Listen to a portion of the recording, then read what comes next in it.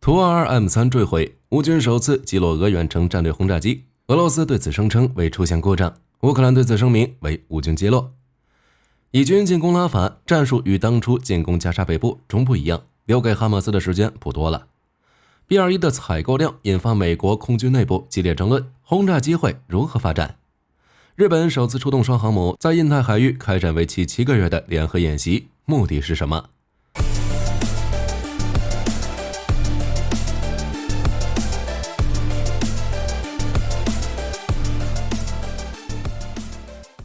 ？4月19日，俄罗斯继续对乌克兰后方基础设施发动导弹与无人机袭击。与之前不同的是，这次俄罗斯留下了一架战略轰炸机。路透社4月19日，乌克兰空军司令欧勒什丘克在社交媒体上表示，乌军防空导弹部队与国防情报局合作，摧毁了一架图 -22M3。这架图 -22M3 在俄罗斯斯塔夫罗波尔郊外坠毁，机组人员弹射逃生，其中3人获救，1人失踪。与之前的情况一样，乌俄关于坠毁原因的说法相反。根据俄罗斯国防部的说法，图 -2M3 坠毁是因为发动机起火，属于技术问题。但乌克兰表示，图 -2M3 是被乌克兰击落的，而乌克兰国防情报局表示，图 -2M3 是在距离乌克兰约300公里处击落，与之前击落俄罗斯 A50U 的方式相同。乌克兰国防情报局还发布了一段视频，显示防空系统指挥所的内部，表明是己方击落图 -2M3，或者至少是用来协调行动的。如果图 -2M3 真的是被乌军击落，那么这将是乌俄战争爆发以来乌军首次成功击落俄罗斯战略轰炸机。这就有一个问题了，图 -2M3 的突防能力还是挺不错的，为什么会在返航时被击落？火力军认为，这主要与图 -2M3 在现代战场上的局限有关。图 -2M3 采用变后掠翼设计，性能呢也还可以，最大飞行半径2410公里，最大飞行速度达到了 2.3 马赫。只是在武器挂载方面就有点尴尬了。大部分的情况下，图 -2M3 都是携带 Kh-22， 但是 Kh-22 导弹本质上是为了反舰而设计的，射程相对较近，只有500多公里，而俄军另一种巡航导弹 Kh-101 射程超过3000公里，差距不是一般的大。当然，图 -2M3 也能带 Kh-55 和 Kh-101， 只是由于弹层较小，无法装下远程巡航导弹，只能挂在机翼和机腹下方。又因为图 -2M3 的机翼是变后掠翼设计，翼架挂架只有2个，最多携带3到4枚 Kh-101， 这也就意味着图 -2M3 携带远程导弹的作战效能太低。如果图 -2M3 使用 Kh-22 攻击乌克兰境内几百公里的纵深目标，就必须出动到前线较近的距离，这种情况下就有可能成为爱国者的靶子。不过这次图 -2M3 坠落的地点距离边境300公里，已经超出了爱国者的拦截范围。那么乌军是用什么武器击落图 -2M3 的呢？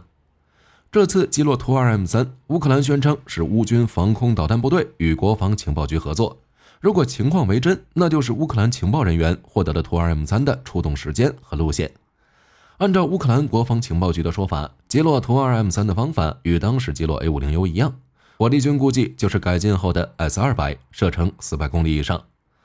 二者结合一下，就是乌军秘密派出 S-200 防空系统，在图 -2M3 回程路上设伏。图 -2M3 发射完导弹返航时，飞行员没能发现，乌军导弹从后方猛去突袭，最终图 -2M3 被击落。在现代战场，轰炸机想突防后近距离轰炸目标已经不太现实，不如躲在后面发射巡航导弹，又安全又高效。而且对于俄罗斯而言，无论是坠落还是被击落，俄军都受到了重大损失。一架图 -2M3 轰炸机的价格达到了5亿美元。以军进攻拉法，留给哈马斯的时间不多了。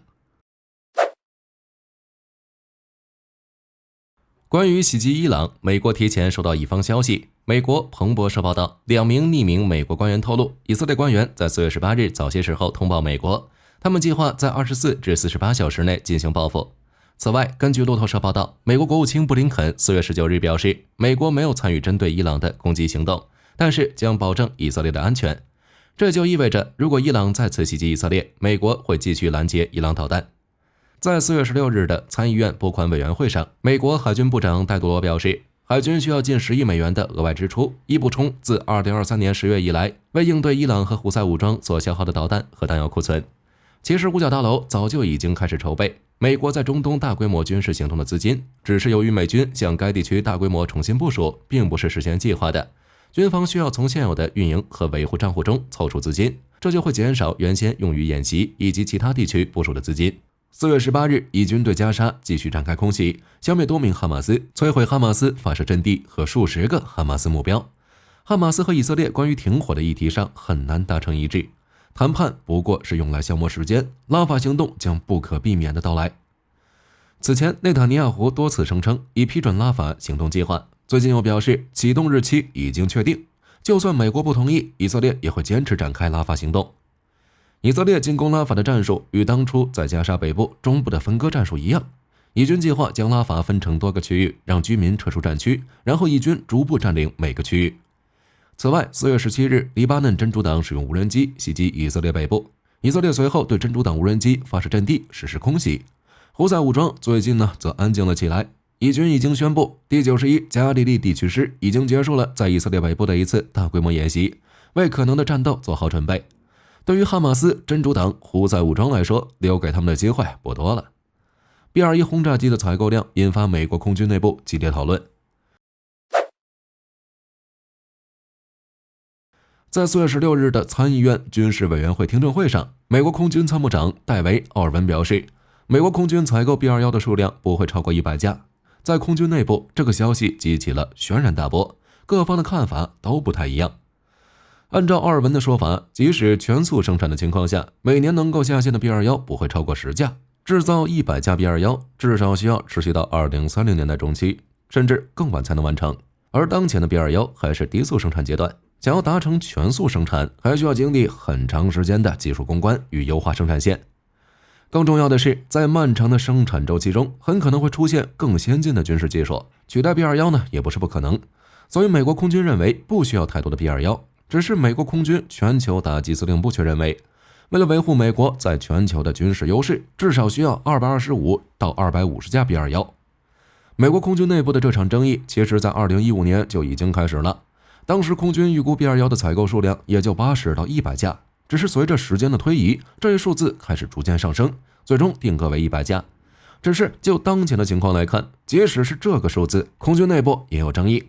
对于美国空军而言， B-21采购数量的多少不仅关系到美国空军的战队规划和军事预算，也在某种程度上反映美国在全球军事战略上的调整。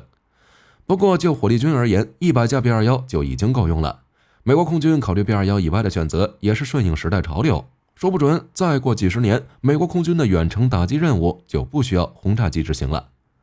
现在的轰炸机任务已经开始改变了，这点从 B-21的多用途能力就能看出来。同时，因为防空系统的增强，在不久的将来，轰炸机的任务会发生更大的变化。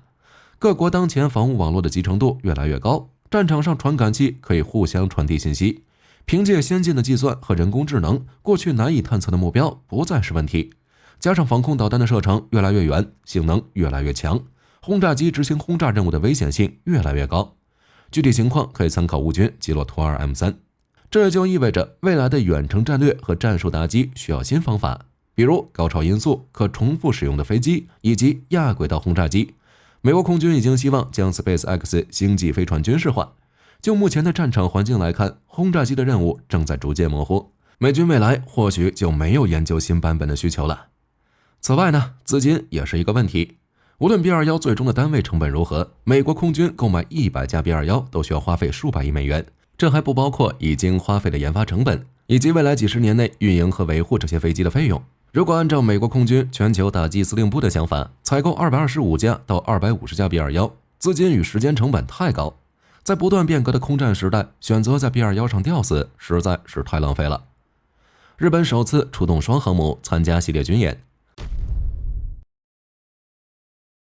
4月17日，美国海军学会网站报道，日本海上自卫队透露，将首次出动包括2艘出云级在内的舰艇舰队，在印太海域开展为期7个月的联合演习。报道称，这次部署代号为印太部署2024，从5月3日持续到12月15日。日本海自参加演习的舰船包括出云级轻型航母出云号和加贺号、村雨级驱逐舰有明号、摩耶级驱逐舰羽黑号、大宇级2栖登陆舰国东号以及最上级护卫舰能代号。此外，还有数量不详的常规潜艇与2架 P1 海上巡逻机参与出海部署。这6艘水面舰艇将组成4个不同的水面作战群，将分别访问澳大利亚、菲律宾、马绍尔群岛、印度、美国等地，并且参与该地区举行的几乎所有联合演习，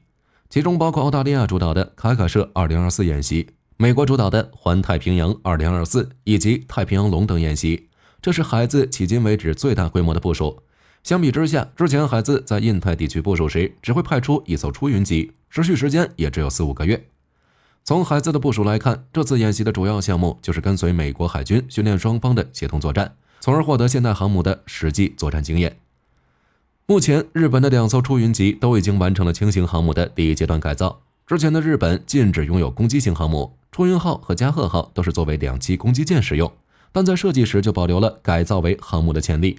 2018年，日本开始对出云机进行航母化改装，包括为飞行甲板铺设耐高温材料，将舰首飞行甲板改造为方形，以及扩充内部机库等等。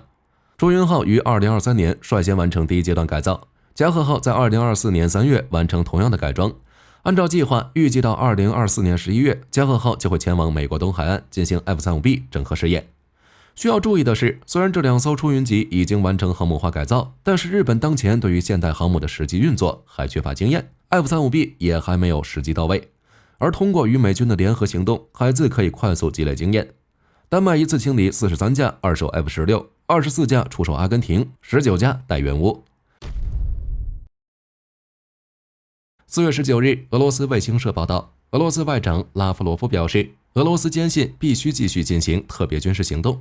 报道称，拉夫罗夫表示，俄罗斯愿意谈判，但是与伊斯坦布尔和谈不同，如果与乌克兰的谈判得以恢复，俄罗斯也不会停止军事行动。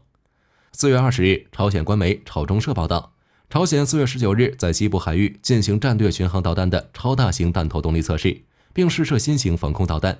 朝鲜声称这2项试验的目的都是为了改进技术，并表示试验成功。朝鲜试射导弹没什么奇怪的，奇怪的是，韩国及日本官方均未对此作出通报。之前朝鲜进行导弹测试，日本以及韩国官方都会发布警示讯息。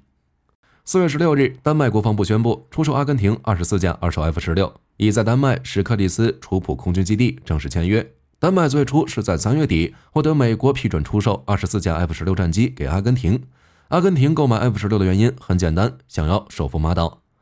阿根廷新总统上台之后就誓言收复马岛，为了有谈判的底气，首先要做的就是增强军事实力。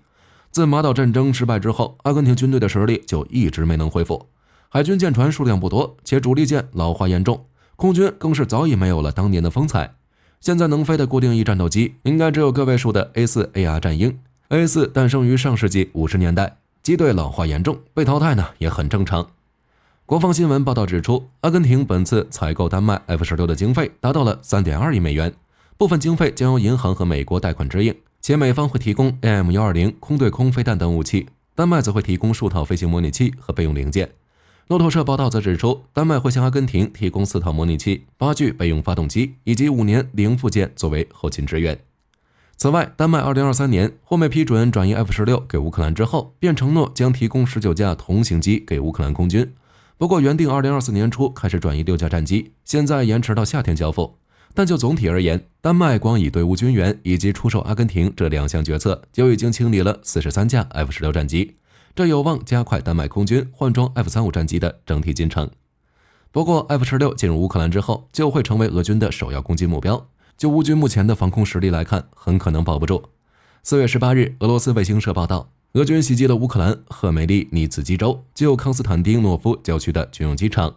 报道称，该机场正准备接收 F-16战机，机场附近有一座炸弹仓库。就火力军而言， F-16抵乌之前还是先援乌防空导弹比较好。AI 战机与 F-16狗斗，美军 X-62X 首次完成自主空中缠斗。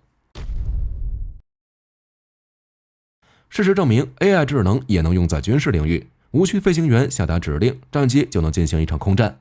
4月17日，美国相关试验团队宣布一项新突破，利用 F-16改装而成的 X-62A 成功进行了 AI 与有人战机的狗斗试验。美国空军表示，这是2023年在加州爱德华空军基地周边空域进行的试验。飞行时 X-62A 上面依旧有随时解除 AI 操控的飞行员，不过测试飞行员并不会主动干预 AI 的飞行判断。测试过程按照一般狗斗对抗程序，先以2机面对面飞行，经交错后才正式开始交战。这些试验由美国国防先进研究计划局团队操刀，从 AI 驾驶 X-62A 自主飞行到与有人战机近距离交战，只用了不到1年的时间。